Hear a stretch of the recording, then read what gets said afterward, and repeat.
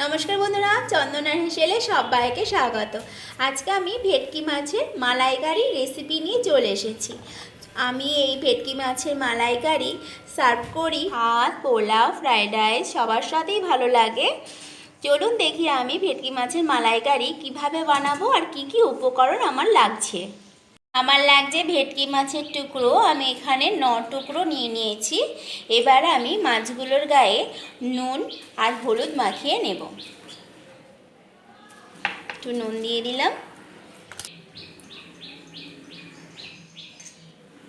হলুদ দিয়ে আমি ভালো করে মেখে নিচ্ছি।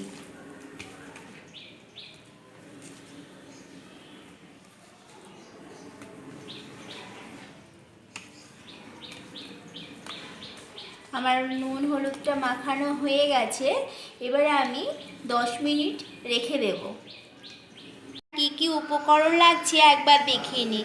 2টো তেজপাতা, আর নিয়েছি সামান্য সাদা জিরে, কিশমিশ, চিনি, লাল লঙ্কার গুঁড়ো, নুন, আর লাগছে সামান্য হলুদ। যেহেতু মালাইকারি তো নারকেলের দুধ অবশ্যই লাগছে। আমি একটা নারকেল কুড়িয়ে গরম জল দিয়ে ভিজিয়ে রেখেছিলাম 5 মিনিট, তারপর আমি নারকেলটাকে ছেঁকে দুধ বার করে নিয়েছি। এছাড়া লাগছে পেঁয়াজ কুচি। আমি 2টো পেঁয়াজ মাঝারি সাইজের কুচি করে নিয়েছি, 5টা লঙ্কা নিয়ে নিয়েছি, 1 টুকরো আদা আমি নিয়ে নিয়েছি, আর একটা বড় সাইজের টমেটো। আমি এই 4টে জিনিসকে ভালো করে পেস্ট করে নেব। আর লাগছে সর্ষের তেল আর গরম মশলা। আমার পেস্ট করা হয়ে গেছে। এবার আমি মাছগুলোকে ভেজে নেব। প্রথমে আমি গ্যাসেতে কড়াই বসিয়ে দিয়েছি।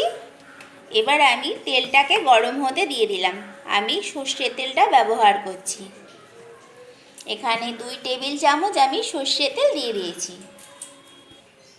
তেলটা আমার গরম হয়ে গেছে। এবার আমি মাছগুলো ছেড়ে দিচ্ছি তেলের মধ্যে।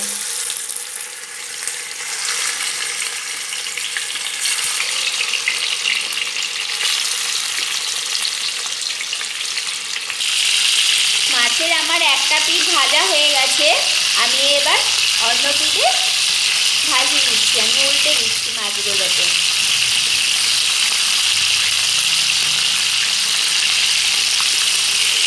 মাছ আমার ভাজা হয়ে গেছে। এবার আমি তুলে নেব।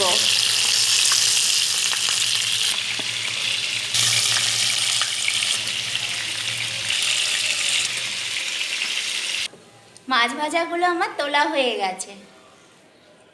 এবারে আমি মাছ ভাজার তেলের মধ্যে ফোড়নটা দিয়ে দিচ্ছি।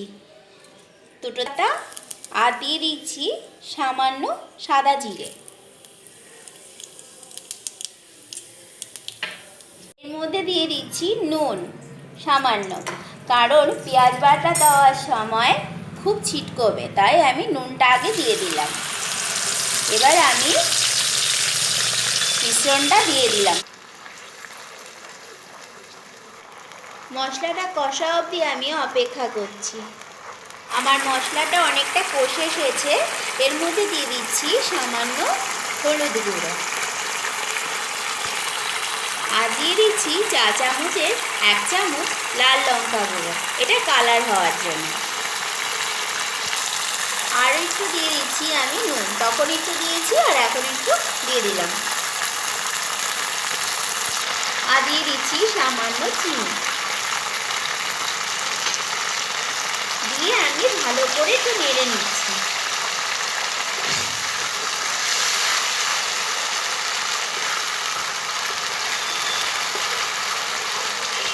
মশলাটা আমার কষে গেছে, আমার তেল ছেড়ে দিয়েছে মশলা থেকে। এবার আমি নারকেলের যে দুধটা বেরিয়েছে সেটা আমি দিয়ে দিচ্ছি।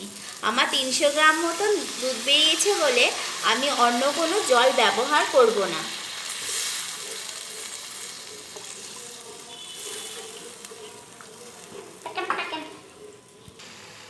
গ্রেভিটা ফোটা অবধি আমি অপেক্ষা করছি, তাই আমি একটু ঢেকে দিচ্ছি। গ্রেভিটা আমার ফুটে এসেছে। এবার আমি এর মধ্যে মাছ ভাজাগুলো দিয়ে দিচ্ছি।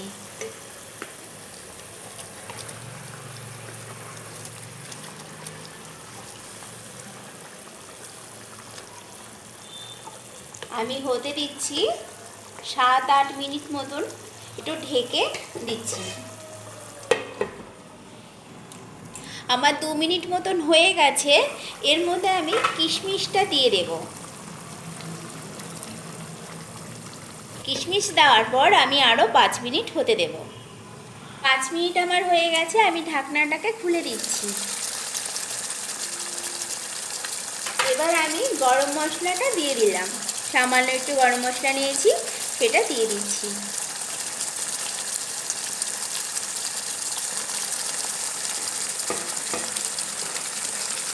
নিয়ে নিলাম।